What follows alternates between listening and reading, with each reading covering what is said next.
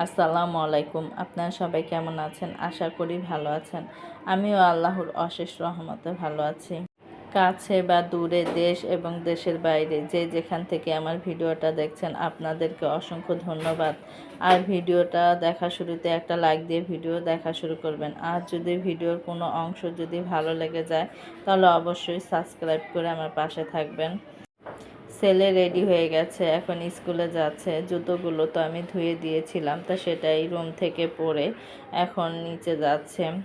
ও চলে যাচ্ছে, তা আমি আবার আস্তে আস্তে ঘর দুয়ার সবগুলোই গুছিয়ে নিব। এই তো ছেলে তো চলে গেল, এখন আমার প্রতিদিনের যেই কাজ সেটাই আমার করা লাগছে।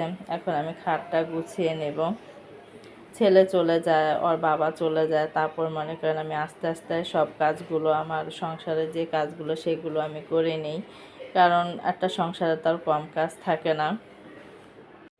2-3 দিন কিন্তু ভালোই বৃষ্টি হয়েছে, সেইখান থেকে কিন্তু একটু মনে করেন যে ঠান্ডার একটা প্রভাব আছে। রাত্রে কিন্তু একটু ঠান্ডা লাগে, এই কারণে কিন্তু খাতা আমরা মানে সবাই গায়ে দিই, আমি, আমার ছেলে, আদনানের আব্বু সবাই আমরা গায়ে দিই। তাই খাতাগুলো ভাঁজ করে নিলাম, এক এক করে সব ভাঁজ করে নিচ্ছি। সকালবেলা কিন্তু মনে করেন সবাই চলে গেলে তারপর ঠান্ডা মাথায় কিন্তু মনে করেন ঘরটা সুন্দর করে গুছিয়ে নেওয়া যায়, ভালো লাগে কিন্তু। আর ঘরের ভিতর লোক থাকলে গোছাতে ভালো লাগে না। তাই আমার মন মতো মানে ওদেরকে বিদায় করে দেই, আদনানের বাবাকে বিদায় করে তারপর মনে করেন আমার রুমটা আমি সুন্দর করে পরিষ্কার করে নিই। ডাইনিং রুম, পাশের রুম, সব রুমেই আমি পরিষ্কার করে নিই। তো এই তো দেখেন আমার কিন্তু সুন্দর করে বিছানা চাদর বিছানো হয়ে গেছে। এখন ঝাড়ু দিয়ে একটু ঝাড়া দিয়ে নিচ্ছি। আমার আবার ঝাড়ু দিয়ে ঝাড়া না দিলে ভালো লাগে না, একটা ধুলা থাকে সেটা মনে করেন বের হয়ে যায়। এখন এই আমার খাট তো সুন্দর করে আমি পরিষ্কার করে নিয়েছি। এখন সোফার উপরে তো কুশনের কাভারগুলো একা বেঁকা হয়ে আছে। আর তারপর টি টেবিলের উপরে মানে পানির বোতল, মগ এগুলোও কিন্তু মনে করেন 2টা ছিল, একটা আমি সরিয়ে ডাইনিং টেবিলে রেখে দিলাম, আর একটা কিন্তু করলাম টি টেবিলটাও আমি সুন্দর করে একটু পরিষ্কার করে নিলাম, কারণ মনে করেন আমার বোনের মেয়ে, তারপর আমরাও মনে করেন বাচ্চারা এখানে বসলে, বড়রা এখানে বসলে, খাবার দিলে এক একটা পরে কাঁচের জিনিস তো মানে কিছু পড়লে একবারে পুরো ফুটে ওঠে। এই কারণে মনে করেন যে আমার দুপুর হোক, সকাল হোক, বিকাল হোক, আমার এই কাচের টি টেবিলটা আমার মুছতে হয় বারবার। আমার ডাইনিং টেবিলটাও কিন্তু কাচের বানাতে চেয়েছিল আদনানের আব্বু, কিন্তু আদনান তখন ছোট ছিল। তা আমি বলেছিলাম যে না, কাচের মানে উপরে গ্লাসটা দিও না, দিলে আদনান উঠবে, তারপর যদি মানে ফালাফালি করে যদি ভেঙে যায়। এই কারণে আমি কিন্তু দেইনি, কাঠেরই বানিয়েছি। কিন্তু এখন আবার ভালো লাগে কাচেরটা, কাচেরটা দিলেই মনে হয় ভালো হতো। দেখি যদি ভালো না লাগে তাহলে আমি কাচেরটাই দিব। কথা বলতে বলতে আমার বারান্দা ঝাড়ু দিয়ে ফেলেছি। এখন মনে করেন যে আমি আমার রুমটাও ঝাড়ু দিচ্ছি। এক এক করে প্রত্যেকটা রুমে আমি ঝাড়ু দেবো। পাশের রুম, ডাইনিং রুম প্রত্যেকটাই ঝাড়ু দেবো, কারণ সকালবেলা আমার প্রত্যেকটা রুম ঝাড়ু দিতে হয়, মুছতে হয়, না হলে আমার ভালো লাগে না। এই কারণে মনে করেন যে আমি প্রত্যেকটা রুমই পরিষ্কার করি। আমার মন মতো মানে সব কিছুই গুছিয়ে নেই, আমার কাছে খুব ভালো লাগে। সকালবেলা মানে আদনান চলে গেলে, ওর বাবা তো আগেই চলে যায়, আদনান পরে যায়, তা ওরা গেলে পরে মনে করেন আমার মন মতো আমি রুমগুলো গুছিয়ে নিই। তো দেখেন আমার রুমটা কিন্তু সুন্দরভাবে আমি পরিষ্কার করে নিয়েছি, সাথে কিন্তু আমি মুছেও নিয়েছি, গোসল করেও এসে পড়েছি। এখন এই তো দেখেন নাস্তা খেতে বসে পড়েছি। এখানে হোটেলের ভাজি আর আম্মা রুটি বানিয়েছে, তা সেটাই খাচ্ছি। আর আমার কিন্তু হোটেলের ভাজি দিয়ে রুটি ভালোই লাগে, আলু ভাজি দিয়েও ভালো লাগে, তা সেটাই খাচ্ছি আলহামদুলিল্লাহ। আর ভাজিটা যেই হোটেল থেকে আনে সেই ভাজিটা কিন্তু আমি সবসময় বলি যে ভাজিটা মজা, তা মজাই লেগেছে, ভালো লেগেছে, তা খেয়েছি। খেয়েছি অর্ধেক রুটি খেয়েছি, কারণ তেমন খেতে ইচ্ছে করছিল না, তারপর অর্ধেক রুটি খেয়েছি কোনো রকম। আব্বা আবার বাজারে গিয়েছিল দুপুরবেলা, সেখান থেকে আবার ড্রাগন ফল আর কলা নিয়ে আসছে, সাথে মাছও এনেছে। মাছ আবার আবার কেটে রেখে দিয়েছে ফ্রিজে।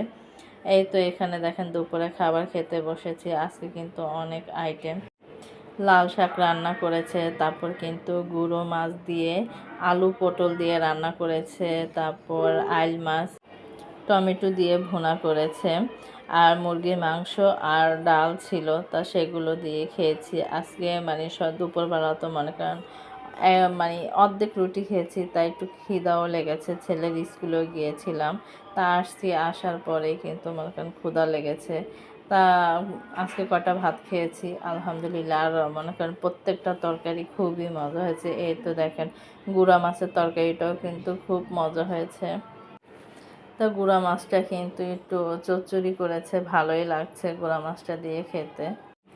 গুঁড়া মাছ দিয়ে খাওয়া আমার হয়ে গেছে। এখন কিন্তু আমি আইল মাছ নিয়েছি, এই তো টমেটো দিয়ে ভুনা করেছে। আইল মাছের তরকারিটাও কিন্তু খুব মজা হয়েছে, খুব ভালো লেগেছে। তা মাছটাও কিন্তু খুব স্বাদ ছিল, মানে খুবই মানে মজা ছিল মাছটা। মাছটা কিন্তু খুব ফ্রেশ ছিল, তা খেতে খুব ভালো লেগেছে। তা আলহামদুলিল্লাহ এই মাছের তরকারি দিয়েও মজা করে খেয়েছি, প্রত্যেকটা তরকারি মজা ছিল। এই তো দেখেন সন্ধ্যার সময় আদনানের আব্বু কিন্তু আদনানকে ফোন দিয়েছিল, মানে যখন আমাদের বর্ণমালা স্কুলের সামনে আসছে, কেকের দোকানের সামনে এসে ফোন দিয়েছিল যে আদনানকে একটু পাঠাও। তা ছেলেকে পাঠিয়ে দিলাম, ছেলের পছন্দ মতো এই তো কেক নিয়ে আসলো। আমার বোনের মেয়ে আর আদনান কেক খেতে চেয়েছে, তাই কেক নিয়ে আসছে। ছেলেকে তো কেক দিয়ে ধরিয়ে দিয়েছে মসজিদের সামনে থেকে, আর ওর বাবা নামাজ পড়তে গেছে, কারণ মাগরিবের আজান দিয়ে দিয়েছে, তাই নামাজ পড়তে গেছে। আমি আবার নুডলস রান্না করতে আসছি, মানে স্যুপ নুডলসটা রান্না করতে আসছি। আমি এই নুডলসটা মানে সবাই অনেক পছন্দ করে স্যুপ নুডলস রান্না করলে। নিচে ফ্ল্যাটের এক ভাবি খেয়েছিল একদিন, তা বলছিল ভাবি আপনার ওই নুডলসটা আমি রান্না করেছি কিন্তু আপনার মতো হয় না, খুবই মজা লেগেছে। তা আমি বলেছিলাম যে আচ্ছা ভাবি আমি একদিন রান্না করে আপনাকে খাওয়াবো, তাই ভাবির জন্য মানে আমাদের সবার জন্যই মানে একটু বেশি করেই রান্না করছিলাম।